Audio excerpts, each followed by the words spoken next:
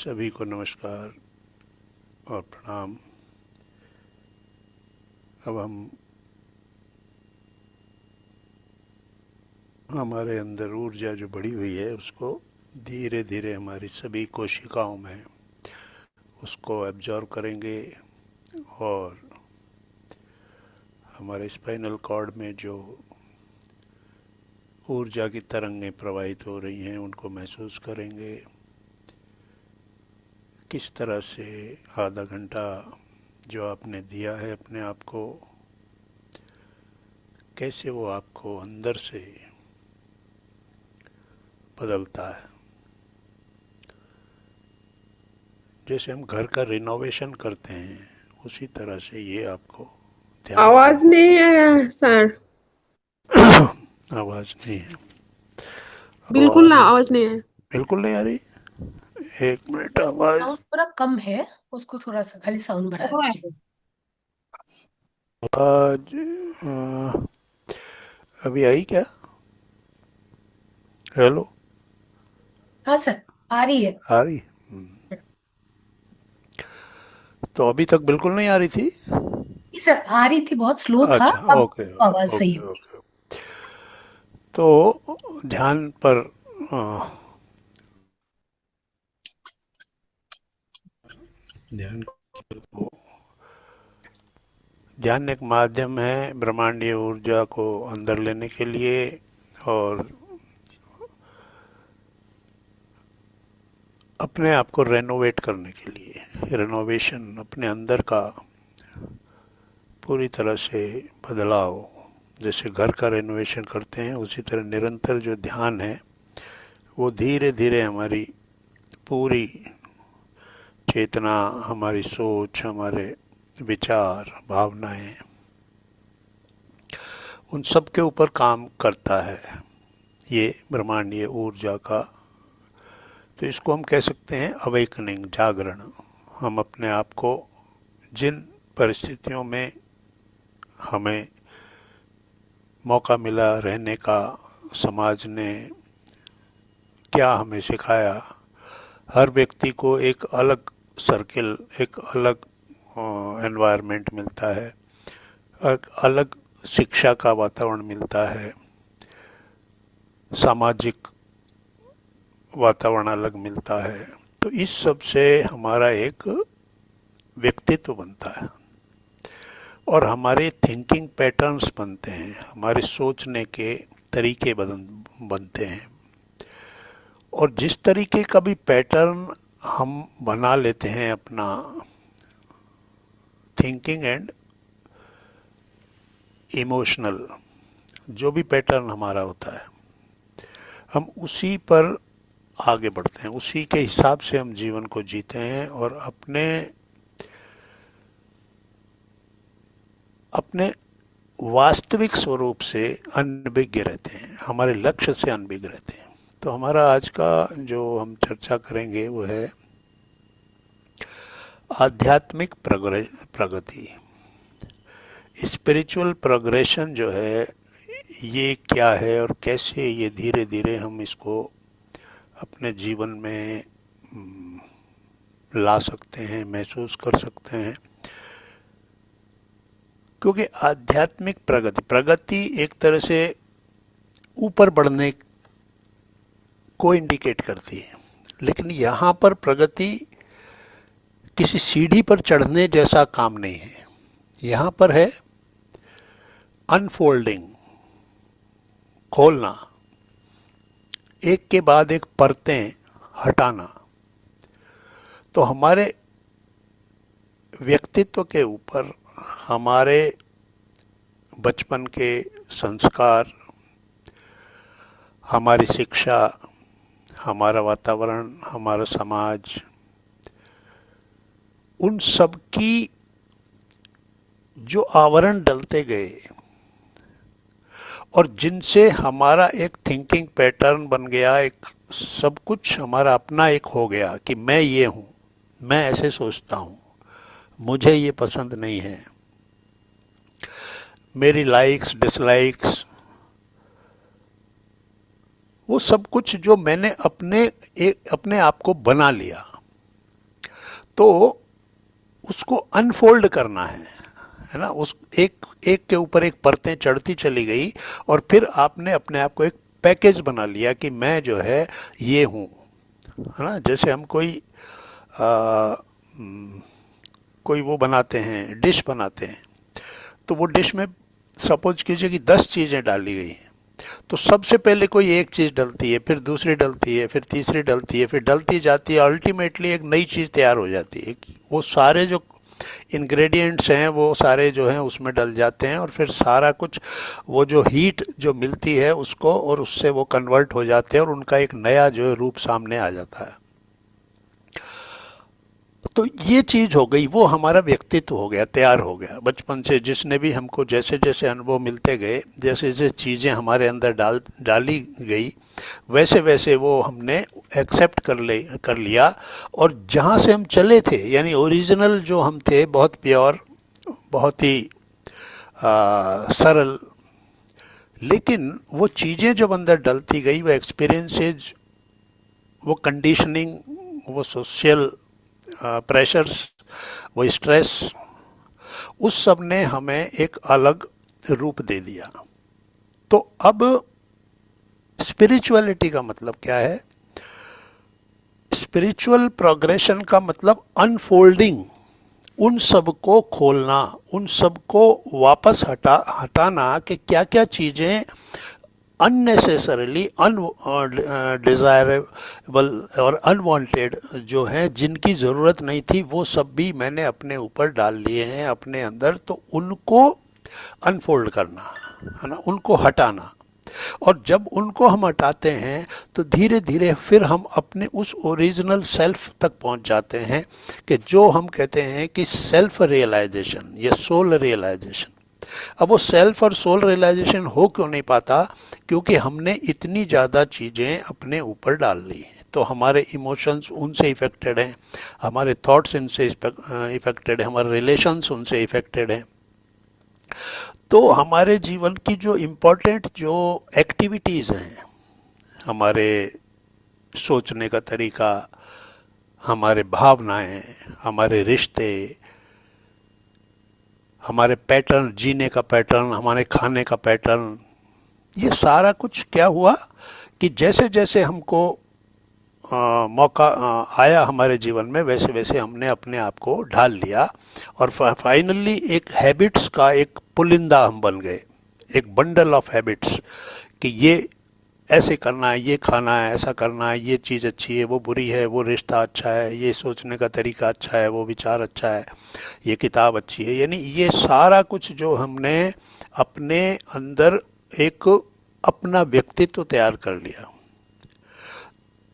फिर हम जब बाहर के संसार में हमने देखा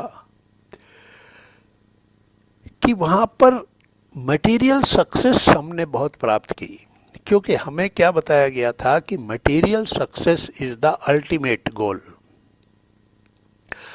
इस भौतिक संसार के अंदर सफलता प्राप्त करना यही जीवन का लक्ष्य है। और जब उस लक्ष्य को प्राप्त कर लिया, जब ये देख लिया कि मैं ये बन गया हूँ, अपने आप को आपने एक पर्टिकुलर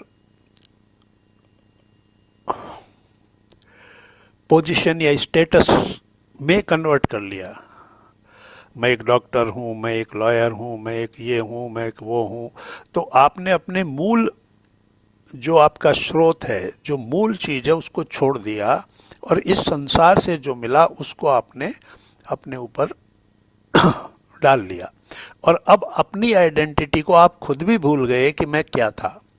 अब आपने अपनी आइडेंटिटी को इस चीज़ के साथ जोड़ लिया।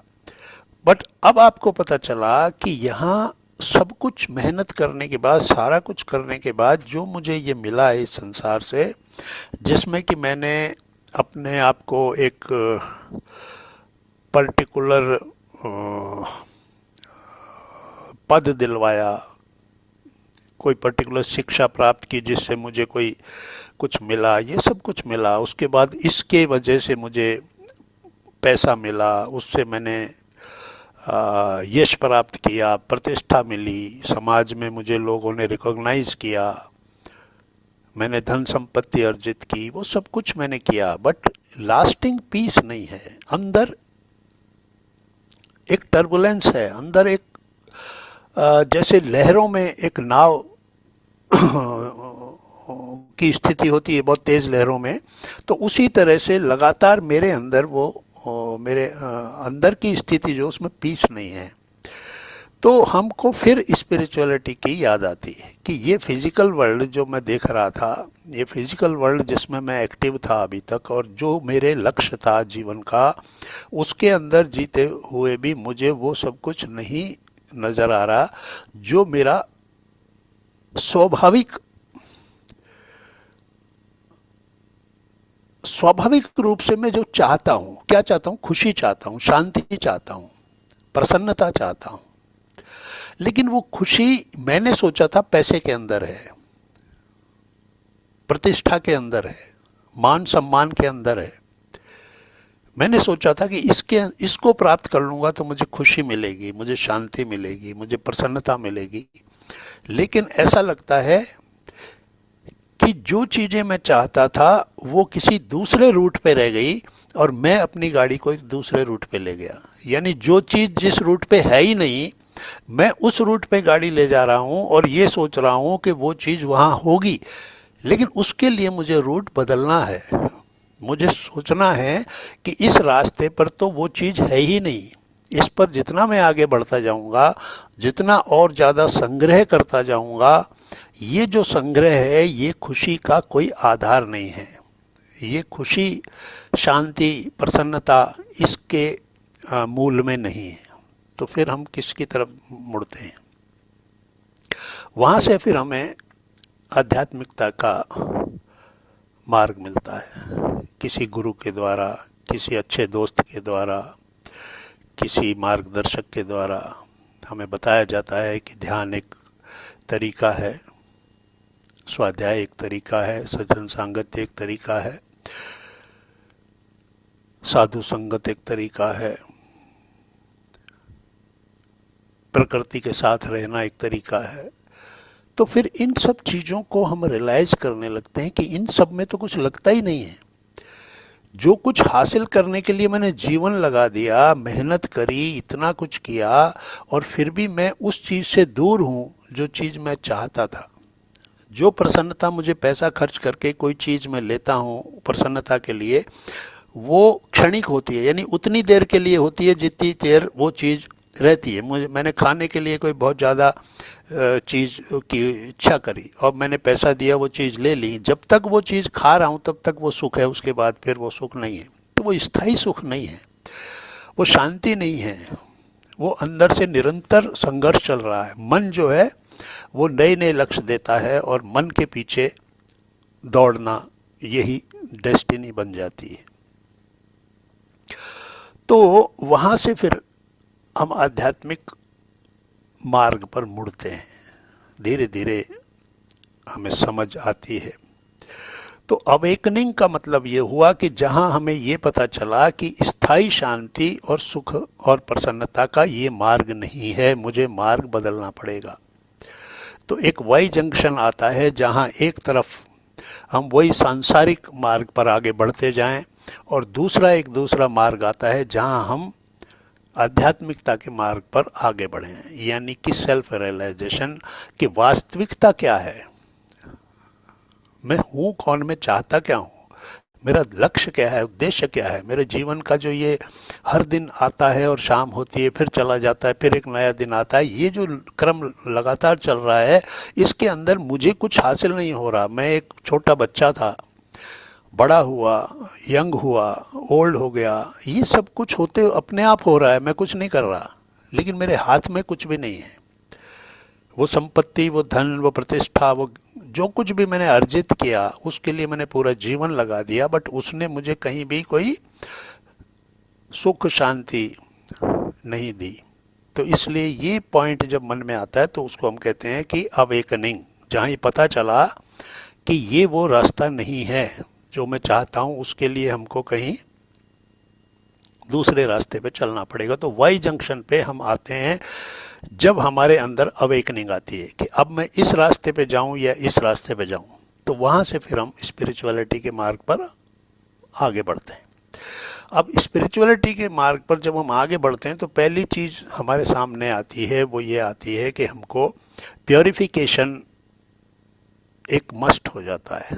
प्योरिफिकेशन का मतलब हुआ कि जो हमारे टॉक्सिक पैटर्न्स हमारे अंदर हैं, हमारा सोचने का तरीका क्या है, द्वेष,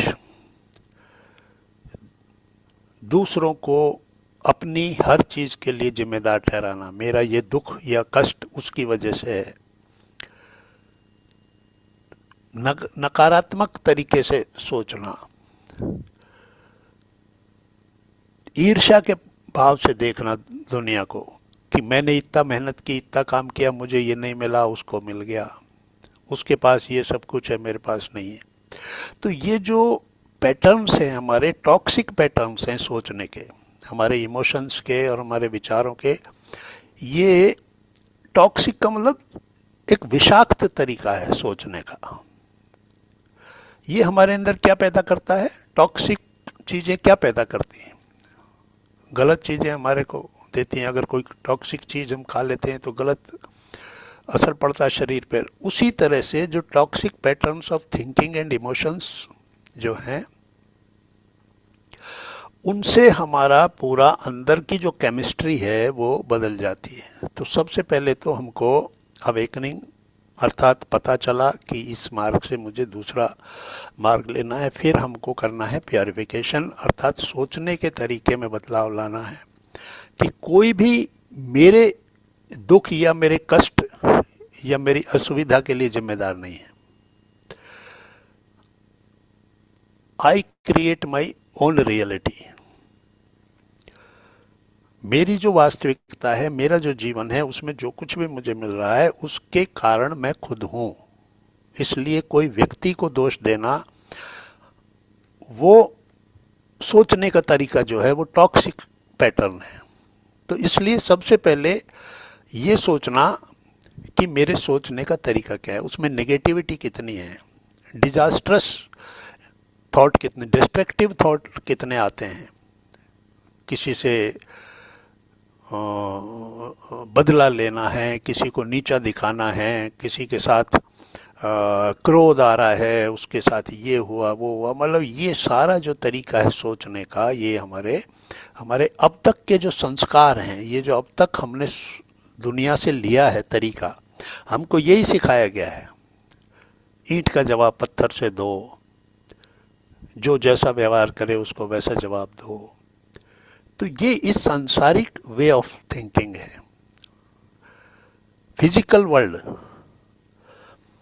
ये फिजिकल वर्ल्ड का तरीका है जीने का कि अपने सर्वाइवल के लिए जो भी करना पड़े वो करो, स्ट्रगल फॉर एग्जिस्टेंस, अपने एग्जिस्टेंस के लिए स्ट्रगल करो, संघर्ष करो और उसके लिए जो भी है विजय हासिल करो, जीतना है। तो इस संसार की चीज़ों को हासिल करने के लिए वो जीतने का जो जुनून हमारे अंदर भर दिया जाता है, उस जुनून की वजह से हम निरंतर ये सोचे बिना कि हम जो कर रहे हैं वो हमारे लिए क्यों फ़ायदे का है कि नहीं है, कोई लाभ हमें हो रहा है कि नहीं हो रहा, क्या अल्टीमेटली मेरा क्या बनने वाला है, कि मेरे अंदर इतने टॉक्सिक पैटर्न्स हो गए हैं कि मैं काम, क्रोध, मद, लोभ, मोह, मात्सर्य, ये सारे के सारे इनकी खिचड़ी बन गई है और ये सारे के सारे मेरे मन को निरंतर दौड़ाते रहते हैं और मैं इनके पीछे भागता रहता हूँ। किसी एक स्थिति में मैं क्रोध में फंस जाता हूँ, किसी एक स्थिति में मैं अहंकार में फंस जाता हूँ, किसी एक स्थिति में मुझे ईर्ष्या होने लगती। तो ये सब जो पैटर्न्स हैं, इनको हम कहेंगे कि ये आपका प्योरिफिकेशन नहीं है, आपको प्रोग्रेशन या प्रोग्रेसिव स्पिरिचुअलिटी। तो पहले अवेकनिंग, जागृत होना, फिर उसके बाद प्योरिफिकेशन करना अर्थात डिस्ट्रक्टिव से, नेगेटिव से पॉजिटिव पे आना, पॉजिटिव सोचना, दूसरे की परिस्थिति को भी पॉजिटिव वे में लेना, किसी ने हमारे साथ बुरा किया उसको भी एक क्षमा करना, तो फॉरगिव करना। तो ये सारे जो होते हैं, ये जैसे जैसे आपके अंदर आते जाते हैं तो उसको आप कह सकते हैं कि ये जो मेरा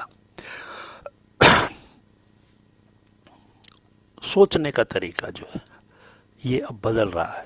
पहले मैं ऐसे सोचता था, अगर यही घटना मेरे साथ पहले होती तो मैं ये जवाब देता, लेकिन अभी मैं क्षमा को समझ गया हूँ, फॉरगिवनेस को समझ गया हूँ। मुझे फॉरगिवनेस का मतलब पता चल गया है कि व्हेन आई फॉरगिव समवन, तो मैं अपने लिए अच्छा कर रहा हूं, मैं उसके लिए अच्छा नहीं कर रहा। I am saving my self, I am saving my energy. मुझे अपने आप की अच्छाई के लिए, भलाई के लिए उसको क्षमा करना चाहिए। तो ये एक पॉजिटिव पैटर्न होता है थिंकिंग का। तो इस प्रकार से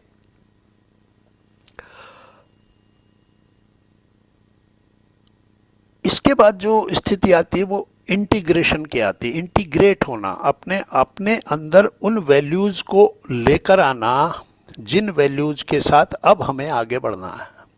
तो खाली तो कर लिया हमने अपने आप को, है ना, किस तरीके से, प्योरिफिकेशन। अपने अंदर से हमने वो चीज़ों को निकाल दिया, कम किया अपने। लेकिन फिर उसके बाद इंटीग्रेशन का मतलब हुआ कि अब हम फिर चीज़ें लाएं, नई चीज़ें लेकर आएं, अब उनके साथ जिएं। तो वहाँ पर फिर हम कंपैशन, करुणा, दया, क्षमा, यूनिवर्सल लव, सभी के प्रति प्रेम, अब हमारा जो तरीका है वो बदल गया है, सोचने का तरीका बदल गया है। बिकॉज अब हमें ये पता चल गया कि मैं उस परम चेतना, उस ब्रह्म चेतना का एक अंश हूं जो सभी के अंदर है।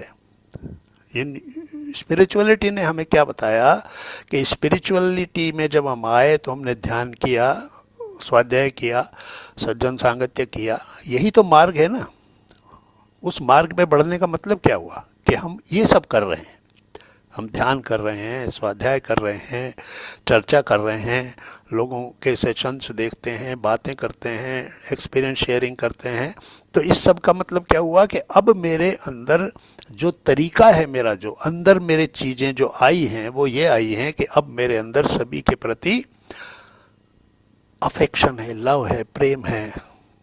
ये वनस्पति जगत, ये पक्षी, ये पशु, ये सारा जो ह्यूमैनिटी है, ह्यूमन किंगडम है, मनुष्य साम्राज्य है, इसके साथ किस तरह सह अस्तित्व में रहना है, किस तरह उसके होने को भी सम्मान करना है। क्योंकि वो और मैं अलग नहीं है, हमारे अंदर एक ही चेतना है। तो इसलिए सबको सम्मान, सबको संरक्षण, सबके प्रति उचित भाव। तो वो फिर धीरे धीरे हमारे अंदर क्या होता है कि ये स्थिति जब आती है, जब हम इसके साथ जीने लगते हैं कि ये भाव अब मेरे अंदर आ गया है, स्थिर हो गया है, तो हम फिर कहते हैं यहां से फिर हमारी पर्सपेक्टिव वाइड होने लगता है, हमारे सोचने का तरीका व्यापक हो जाता है। क्यों? क्योंकि अभी तक मैं आत्म केंद्रित था। मेरा जीवन और मेरे जीवन के लिए आवश्यक चीजें जुटाने में ही मैं अपने जीवन का लक्ष्य समझता था। मेरा ये शरीर मेरा है, मेरा ये परिवार मेरा है, और इस छोटी सी जो मेरी ये सृष्टि है, जो मेरी दुनिया है, इसके लिए मैं ज़्यादा से ज़्यादा क्या कर सकता हूँ, ज़्यादा से ज़्यादा चीज़ें इकट्ठी संग्रह करूँ। तो इस संग्रह से मुक्त होना और डिटैच होना और कहाँ जुड़ना, नथिंगनेस में जीना। नथिंगनेस, क्योंकि हम आए कहाँ से, आउट ऑफ नथिंग। हम कहाँ से आए? तो डिटैच होना, यानी कि किसी चीज के साथ हमारा राग नहीं होना, अटैचमेंट नहीं होना, धीरे धीरे चीजों के साथ मुक्त होना। मुक्त होने का तो मैं अभी तक क्या था मैं भी दौड़ रहा था ट्रैफिक के साथ। अभी मैंने क्या किया, मेरे अंदर स्पिरिचुअल अवेयरनेस आई, तो मैंने क्या किया, अब मैं ट्रैफिक से अलग हो गया और मैंने क्या किया, देखना शुरू किया। आई बिकम एन ऑब्जर्वर, दृष्टा बन गया कि ये जो कुछ भी मेरे जीवन में घट रहा है, ये जो कुछ भी मेरे चारों तरफ घट रहा है, मैं इसका दृष्टा हूँ, ऑब्जर्वर हूँ।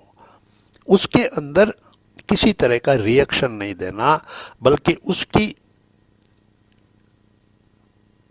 उस स्थिति को शांतिपूर्वक देखते रहना कि क्या हुआ है, ये मुझे क्या सिखाना चाहती है, ये घटना मुझे क्या लर्निंग के देना चाहती है, क्या एक्सपीरियंस मुझे जीवन में हो रहा है। अगर ये खराब चीज़ थी, अगर ये व्यक्ति मुझे धोखा देकर चला गया, तो ये क्या था, ये शुरुआत कहाँ से हुई। मैंने विश्वास किया, मेरे अंदर विश्वास एक अच्छा पॉजिटिव गुण है, मैंने विश्वास किया, उस विश्वास को विश्वासघात में कन्वर्ट होते हुए मैं देख रहा हूं। तो ये क्या है, ऑब्जर्वर। मैंने अपनी तरफ से गलत नहीं किया, मैंने एक पॉजिटिव चीज को व्यवहार में लाया, किसी पर विश्वास किया, उसकी मदद की, उसके लिए सब कुछ किया, बट वहां से मुझे वो रिस्पांस नहीं मिला और वो विश्वासघात में बदल गया। तो इसका मतलब है कि ये जो इंसिडेंट है, इसमें अब मुझे किसी को दोष देने में अपना समय नहीं निकालना है, बल्कि अपने को ऑब्जर्वर समझना है, एक दृष्टा समझना है कि ये मेरे लिए क्या अनुभव दे के गया है, ये मेरी क्या लर्निंग है, मेरा क्या एक्सपीरियंस है, ये मेरे सोल प्लान के अंदर ऐसा था कि मुझे इस व्यक्ति से ये ज्ञान मिलना था। तो उसके प्रति ग्रेटिट्यूड और थैंकफुलनेस रहनी चाहिए कि वो पर्टिकुलर व्यक्ति हमारे सोल प्लान को पूरा करने के लिए, उस रोल को प्ले करने के लिए आया था। तो इस प्रकार से हम बन जाते हैं एक ऑब्जर्वर, दृष्टा, कि मैं देखने वाला हूं, मैं जो कुछ मेरे साथ घट रहा है उसको मैं देख रहा हूं। तो ये स्पिरिचुअल प्रोग्रेशन को हम दो तरीके से लेते हैं। एक तो है एक जीवन काल और एक है अनंत जीवन काल। जितने नए नए जीवन हमारे को मिलते जा रहे हैं, तो एक जीवन काल के लिए हमने अलग योजना बनाई कि मुझे इस जीवन काल में क्या सीखना है, मेरा सोल प्लान को रियलाइज करना है, उसको समझना है, ध्यान के माध्यम से अपने सबकॉन्शियस माइंड में जाना है, वहाँ से अपने सोल प्लान को समझना है, फिर उसके हिसाब से जो जो भी मेरे प्लान है उसको पूरा करना है। तो वो आध्यात्मिक प्रगति है, यानी वो पेजेस खोलने हैं जो बंद हैं।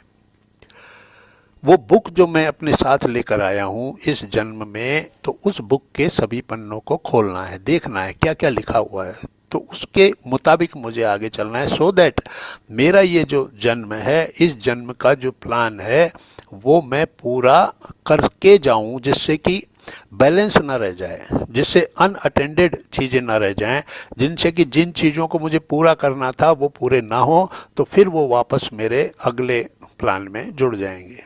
तो इसलिए अपनी सभी ड्यूटीज़ को, अपने कर्मों को करना, और कर्मों को इस प्रकार से करना कि कोई भी काम ऐसा ना किया जाए जिसका कि जो फल है वो नेगेटिव मिलने की संभावना हो। किसी के साथ बुरा करना, किसी को धोखा देना, किसी के मदद ना करना, किसी पे करुणा ना करना, किसी पे दया नहीं करना, तो ये सारी जो चीज़ें हैं ये ऐसी चीज़ें हैं कि जिनसे हमें कोई अच्छा कुछ रिटर्न मिलने वाला नहीं है। क्योंकि जब भी हम कोई चीज़ देते हैं, जैसे पैसा देते हैं, तो उसके बदले में हमको कुछ मिलता है। कभी कभी पैसा दे के बहुत अच्छी चीज़ मिल जाती है, और कभी कभी पैसा देते हैं लेकिन तो भी चीज़ खराब आ जाती है, वो फेंकनी पड़ती है। तो इसलिए हमारा तो चला गया, लेकिन जो रिटर्न मिला, जो वापस आया, वो कैसा आएगा। तो इसी तरह हमारा जो कार्मिक अकाउंट है वो हमारे लिए क्या लेकर आएगा, वो इस पे डिपेंड करता है कि हमने किस इंटेंशन से किसी के लिए काम किया। हमारी इंटेंशन वो बहुत इम्पोर्टेंट है। क्या मदद करने, दूसरे के प्रति अच्छा भाव रखने,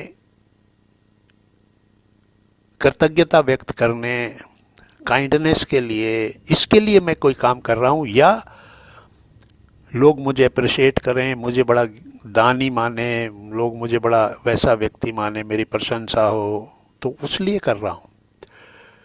काम तो आप वही कर रहे हैं बट इंटेंशन अलग अलग है, तो उनके रिजल्ट भी अलग अलग होते हैं।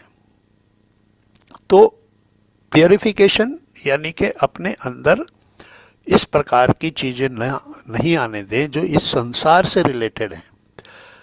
आपका मान सम्मान, आपकी प्रतिष्ठा, आपके रिश्तेदारों में आपकी अच्छी वो हो, आपको ज़्यादा लोग अप्रिशिएट करें, वो सब इस संसार की चीज़ें हैं, उनके लिए आप कर रहे हैं, या आप अपनी सोल की रिस्पॉन्सिबिलिटी के प्रति कर रहे हैं कि मेरी सोल जब ये यहाँ आई है तो इसको इस संसार में क्या काम करना है, उसको ये सभी जो मेरे साथ इस संसार में आज जीवित हैं, मेरे साथ हैं, तो ये जो मुझे टाइम मिला है, ये जो समय मुझे मिला है, इसका क्या बेस्ट यूज़ मैं कर सकता हूँ। तो स्पिरिचुअल प्रोग्रेशन का मतलब होता है कि धीरे धीरे हम वो चीज़ें सीखते जाएं जो हमारे लिए अच्छे रिजल्ट्स लेकर आए। और वो तभी होगा जब हमारी अंतर्दृष्टि, यानी एक होती है बाह्य दृष्टि, बाहर की दृष्टि हमारी आंखें ये संसार हमें दिखाती है, यानी फिजिकल वर्ल्ड हम देखते हैं। फिजिकल वर्ल्ड हमें ज्ञान देता है, शिक्षा देता है, जीने का ढंग सिखाता है, लेकिन अंतर्दृष्टि वो जागृत नहीं हो पाती। अंतर्दृष्टि जब जागृत होती है तब हम अपने प्रति रिस्पॉन्सिबल जीवन जीते हैं कि मैं I am responsible to my soul, ना कि ये सारा संसार। मैं अपनी फैमिली के लिए को संतुष्ट कर रहा हूँ, मैं अपने सभी लोगों को, रिश्तेदारों को, अपने समाज को, इन सब को संतुष्ट करने के लिए दिन भर काम कर रहा हूँ, बट मैं अपने सोल को इग्नोर कर रहा हूँ। तो उसके प्रति आपकी जो जिम्मेदारी है, तो स्वधर्म, 3 धर्म हुए। एक हुआ शरीर धर्म, शरीर के प्रति आपकी जिम्मेदारियां। एक हुआ कुटुंब धर्म, यानी कि अपने परिवार और अपने समाज, कम्युनिटी के लिए आपकी जिम्मेदारी। और फिर तीसरा है स्वधर्म, स्व के लिए आपको क्या करना है। तो आप अपने स्वधर्म के प्रति, यानी सोल के प्रति कितने जागरूक हैं, उसके प्रति आप अपनी ड्यूटीज को कितना पूरा कर रहे हैं। तो इस प्रकार से हमको एक जन्म में, एक जीवन काल में तो ये काम करना होता है।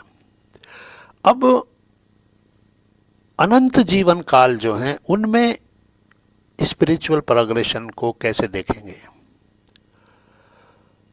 तो हमारा एक जीवन काल एक समय है, निश्चित समय है, एक पर्टिकुलर बॉडी मिलती है, सोल वही रहती है, शरीर बदलते रहते हैं,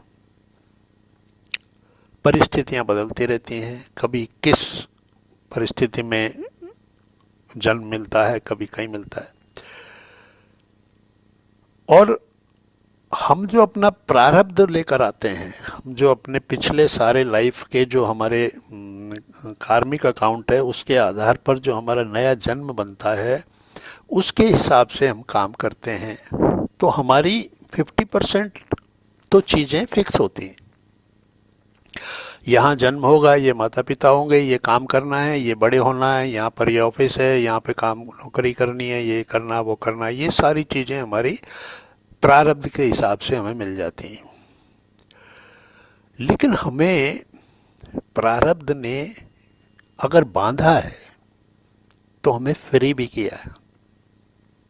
वो फ्री किया है इस जन्म में अब नए कर्म आप किस तरह करते हो, क्योंकि वो आपके अगले जन्म का प्रारब्ध बनने वाला है।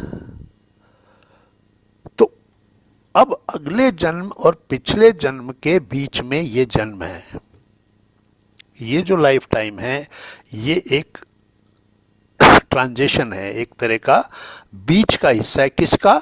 पिछला और अगला, इन दो जीवन काल के बीच का ये हिस्सा है जो ये है। तो इस जीवन काल में आधा तो पीछे के उसमें से आया है, अकाउंट में से, और अगले जीवन काल में ये आधा जो अब हम करेंगे वो उसमें जाने वाला है। तो इसलिए जीने की तैयारी करने में सारा जीवन निकल जाता है, मरने की तैयारी में हम बिल्कुल भी समय नहीं लगाते हैं। मरने की तैयारी का मतलब है अगला जन्म, क्योंकि as soon as you leave this body you are entitled to get a new body. तो मृत्यु तो एक तरह से नया जन्म है, उसमें ज्यादा समय थोड़ी है, वो तो एक घटना है। एक घटना हुई और दूसरी घटना उसके साथ ही जुड़ी हुई है। तो अगले जन्म के लिए काम करना, तो वो जो आध्यात्मिक रूप से अविकंड है, जो जानता है कि ये सोल की जर्नी है, ये जीवन यहीं तक सीमित नहीं है कि मैंने जन्म लिया, ये काम किया, ये अपना सब घर बार बनाया, ये फैमिली बनाई और बहुत अच्छी तरह से जिया और ये सब, तो यहीं तक नहीं है। ये तो एक बीच की स्टेज है, पिछले और अगले के बीच की है। तो आगे जो होने वाला है वो इसके आधार पर होने वाला है। तो जो स्पिरिचुअली अवेयर हैं, जो जानते हैं कि किस चीज़ का क्या प्रभाव होता है, इफेक्ट होता है, तो वहाँ से फिर हम अपने एक्शंस के प्रति, कर्म के प्रति अवेयर हो जाते हैं। क्योंकि कर्म तीन तरह से होते हैं, मन से, वचन से और शरीर से। अगर मन में भी किसी के प्रति द्वेष है, घृणा है, हिंसा है, क्रोध है, बदला लेने के भाव है, तो वो भी कर्म बन रहा है। वाणी से किसी को बोल रहे हैं, हम गलत बोल रहे हैं, हमारे बोलने से उसको आहत हो रहा है, हर्ट हो रहा है, उसकी हमें परवाह नहीं है, तो वो भी हम कर्म अपना क्रिएट कर रहे हैं। और फिर शरीर से, अपने पांचों इंद्रियों से, 5 कर्मेंद्रियां, 5 ज्ञानेंद्रियां, शरीर। तो इससे अगर हम किसी के प्रति बुरा कर रहे हैं, किसी को कुछ देना है तो हाथ से देंगे, तो ये हमारी कर्मेंद्री है, हाथ से हमने किसी को कुछ दिया तो एक कर्म किया। तो ये 3 तरीके से हम कर्म करते हैं। ये कर्म जो है हमारे आगे के जो जीवन है उसका आधार बनता है, नींव डलती है। तो स्पिरिचुअली जो अवेयर हैं, जो प्रोग्रेसिव हैं, इस मामले में स्पिरिचुअल प्रोग्रेशन की तरफ बढ़ रहे हैं, तो उनको अगला जो जन्म मिलता है वहाँ उनको स्वाभाविक रूप से कोई गुरु, कोई ज्ञान, कोई ऐसी परिस्थिति मिलती है कि वो उसमें ऐड होती है, उसकी उस यात्रा में। अगर वो स्पिरिचुअल अवेयरनेस या आध्यात्मिक प्रगति की एक स्टेज पर है, अगर उसने पहली क्लास पास कर ली है, तो उसको अगले जन्म में दूसरी क्लास में स्वाभाविक रूप से मौका मिलता है। अर्थात वहाँ उसको थोड़ा हायर लेवल की कोई एनवायरनमेंट मिलती है, परिस्थिति मिलती है, कोई व्यक्ति मिलता है, कोई गुरु मिलता है, तो वहाँ से फिर वो उसको और आगे बढ़ते हैं। तो over the life periods, so many life periods, जब हम इस प्रकार से चीज़ों को अवेयर होकर करने लगते हैं, तो universe help us in that. प्रकृति हमें उसमें मदद करती है कि अब इनका आगे का जो यात्रा है उसमें ये चीज़ थोड़ी सी मिलती है, परिस्थितियों के हिसाब से मिलती। अब यहाँ पर आकर हम सिर्फ एक ही बात समझ पाते हैं कि भाई अगर हम कर्म करते हैं तो हमको अच्छी परिस्थितियां मिल जाती हैं। बट ये जो अनंत जीवन चले जा रहे हैं हमारे, क्योंकि जीवन काल तो ये जो समय का जो प्रवाह है ये तो अनंत है, कहाँ से चला आ रहा है, हजारों साल से चला आ रहा है। तो हजारों साल से हमारी सोल भी इसी तरह से चली आ रही है, अलग अलग जन्मों में। तो ये जो बहुत सारे जन्म हैं, इनमें अल्टीमेटली हमारी सोल को क्या करना है, सोल का क्या रोल, क्या है इसका, ये क्यों दुनिया में आई, क्या इसने पाया, क्या यही सांसारिक सुखों के लिए यहाँ पर इसको जीवन मिला था कि एक घर रहने को मिल गया, खाने को मिल गया, पहनने को मिल गया, ये सब तो सोल का पर्पज नहीं हो सकता। ये तो भौतिक संसार है। भौतिक संसार तो सिर्फ आपको एक परिस्थिति देता है यहाँ रहने की, लेकिन असली जो काम है, जो लक्ष्य है, जो उद्देश्य है, वो तो हिडन है, छुपा हुआ है। उसके प्रति जब हम समझ पाते हैं तो वो ये है कि हम ह्यूमन किंगडम में, यानी मानव साम्राज्य में, बहुत से पीछे के जो दूसरे साम्राज्य हैं उनकी यात्रा करते हुए यहाँ आए हैं। यानी जो सोल है, इट इज एन एनर्जी, ये एक ऊर्जा है। ये जो कॉन्शियसनेस है, ये जो विशाल जो एक चेतना है, उस चेतना को भी एनर्जी के ही रूप में देखा जाता है, और उसी एनर्जी का एक अंश जो होता है वो हम हैं। तो ये जो है, ये बहुत सारे दूसरे किंगडम्स में से होती हुई, mineral kingdom, plant kingdom, animal kingdom, then human kingdom, तो ये जा कहाँ रही है, और अल्टीमेटली ये जाना कहाँ है इसको? क्यों? क्योंकि ह्यूमन किंगडम को हम अंतिम मानते हैं। क्योंकि यहाँ से पहले जो कॉन्शियसनेस थी वो इंडिविजुअल कॉन्शियसनेस नहीं थी, ग्रुप कॉन्शियसनेस थी, और ऐसा कोई साधन नहीं था जिससे कि वो समझ सके, सोच सके। जानवर ग्रुप्स में रहते हैं, झुंड में रहते हैं, क्योंकि वो ग्रुप कॉन्शियसनेस में रहते हैं। ह्यूमन किंगडम में आते ही उसको ये फ्रीडम मिलती है कि वो इंडिविजुअल कॉन्शियसनेस में आ जाता है, वो अपने लिए सोच सकता है, अपने विवेक से काम कर सकता है, अपने प्रति अवेयर हो सकता है। तो ये जो सोल है, ये सोल जब इस ह्यूमन किंगडम में आती है तो ये सबसे पहली अवस्था इसकी होती है इन्फेंट सोल। तो इन्फेंट सोल के रूप में हम इस ह्यूमन किंगडम में एंटर होते हैं। लेकिन ये जो इन्फेंट सोल है, ये जब यहाँ आई तो एक इन्फेंट सोल, इसको क्यों बोला जाता है? शिशु आत्मा। एक शिशु की स्थिति क्या होती है?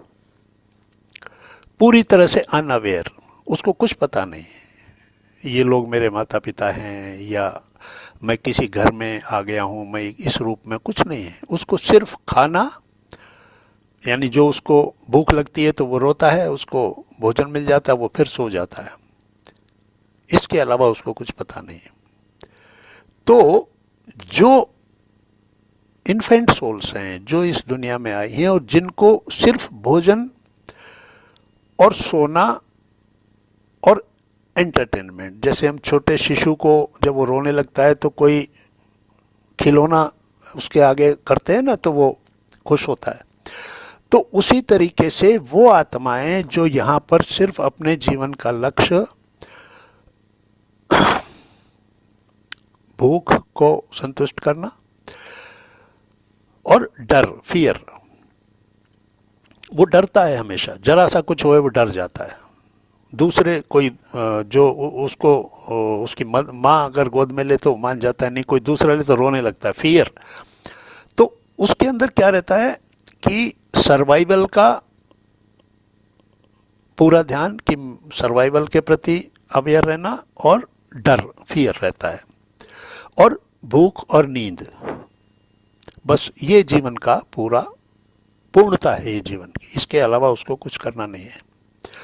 तो जो लोग इस जीवन में सिर्फ इन चीज़ों के प्रति ही अपने जीवन को समर्पित कर देते हैं कि मेरा जीवन भोजन करने के लिए, सोने के लिए, एंटरटेनमेंट करने के लिए और है, और कहीं ऐसा ना हो कि ये मुझे ना मिले, या मेरा कल मेरा क्या होगा, फियर, कल मुझे भोजन मिलेगा कि नहीं मिलेगा, तो इस चीज में जो लगे रहते हैं वो शिशु आत्मा। अब शिशु आत्मा कई जन्म लग जाते हैं, शिशु आत्मा की स्थिति में ही वो चलता रहता है। बस वो जन्म लेता है, अपना पूरा जीवन खाना पीने की व्यवस्था करने में निकाल देता है। फिर बहुत सारे जन्मों के बाद उसके अंदर थोड़ी अवेयरनेस आती है, तो वो बेबी सोल बनता है। अब बेबी जो है वो अवेयर हो जाता है उन चीज़ों के प्रति, ये मेरी माँ है, ये पिता है, ये मेरा भाई है, ये है।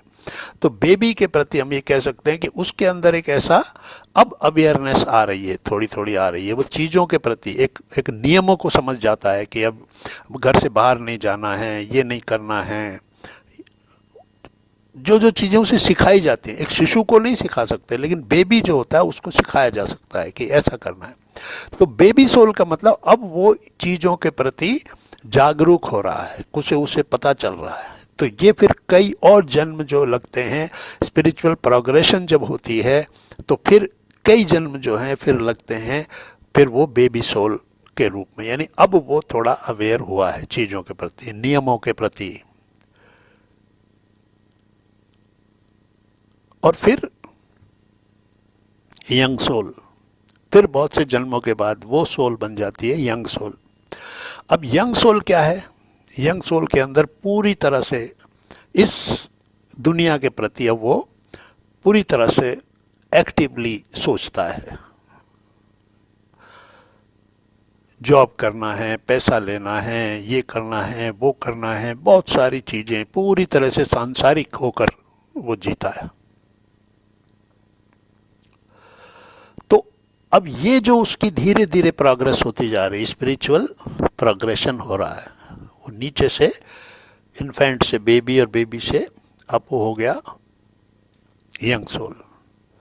बहुत से जन्मों के बाद वो फिर इस चीज़ों के, इन चीज़ों के प्रति अवेयर होने लगता है। यानी अब यहाँ पर ये सिर्फ एक सिंबल के रूप में दिए जा रहे हैं कि आपको इन्फेंट या ये जो है, ये ऐसा नहीं सोचना है कि वो इन्फेंट सोल एक ऐसी सोल है, सिर्फ उसकी आदतें, सोल तो वो वही रहेगी। सोल के अंदर उसको इन्फेंट या बेबी नहीं कह सकते। ओनली थिंग कि उसके अंदर जो आदतें हैं, उसका जीने का जो ढंग है, उसका पैटर्न है, वो कैसे कैसे प्रभावित होता जाता है। तो फिर यंग सोल का मतलब अब वो पूरी तरह से इस संसार में जब वो आता है तो इस संसार के अंदर वो पूरी तरह से एक्टिवली चीज़ों को समझता है। मुझे क्या करना है, मेरा लक्ष्य क्या है, मुझे ये नौकरी प्राप्त करनी, मुझे ये पैसा कमाना है, मुझे ये पोस्ट लेनी है, मुझे ये घर बनाना है, मुझे ये करना है, वो करना है। तो यंग सोल जो होता है वो पूरी तरह से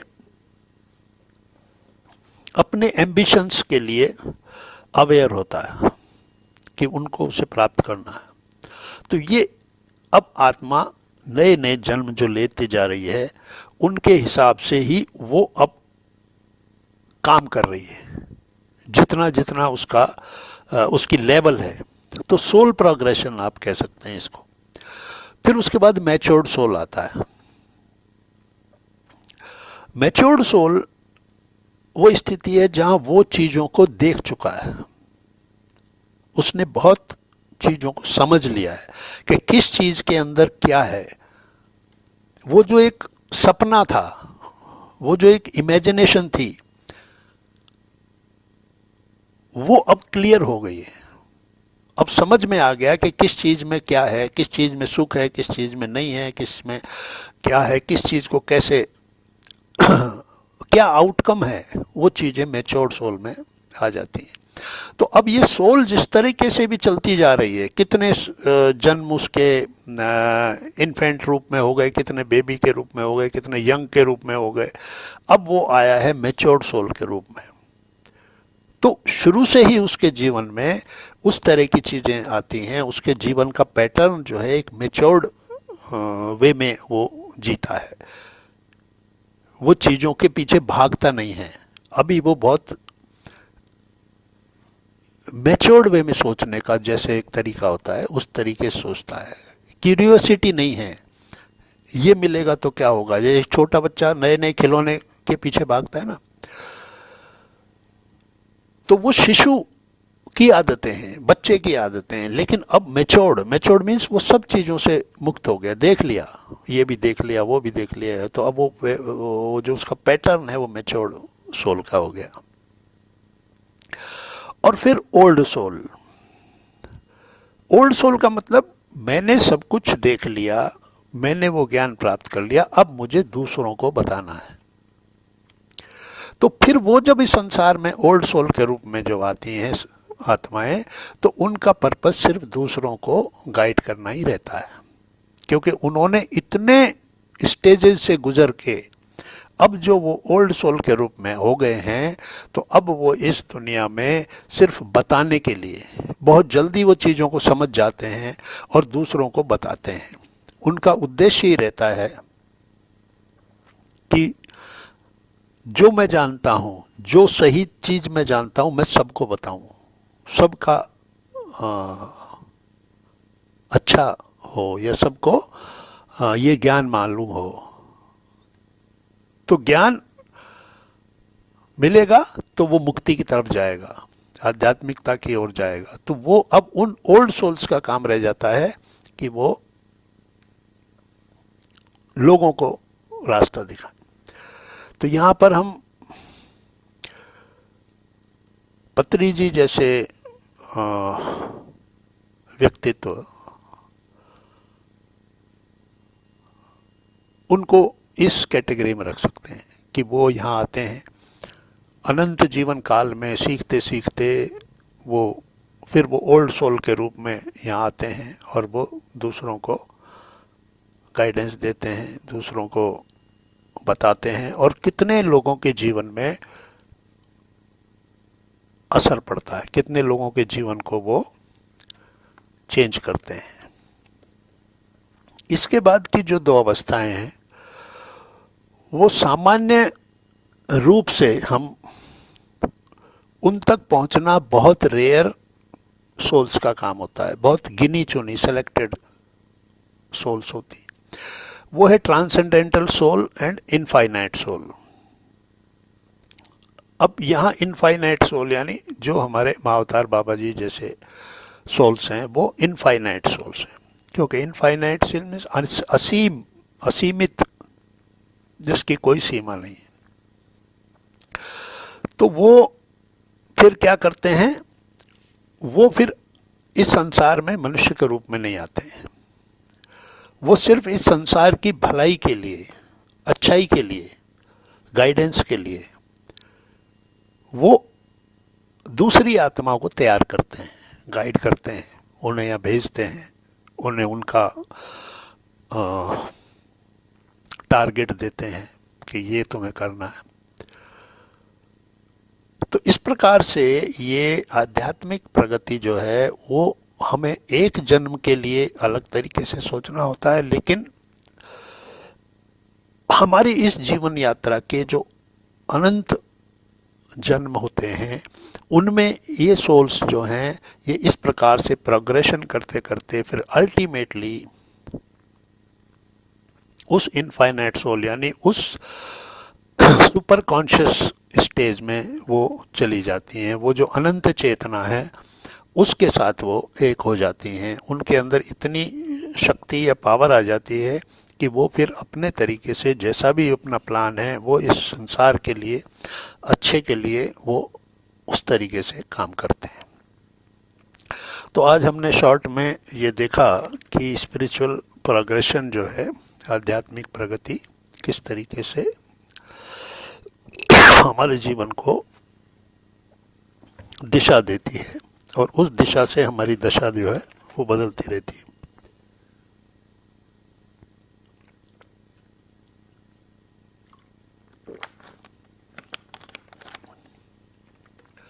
तो आज के लिए हम यहीं पर रखेंगे। अगर आपका कोई प्रश्न है तो आप पूछ सकते हैं, बात कर सकते हैं, चर्चा कर सकते हैं।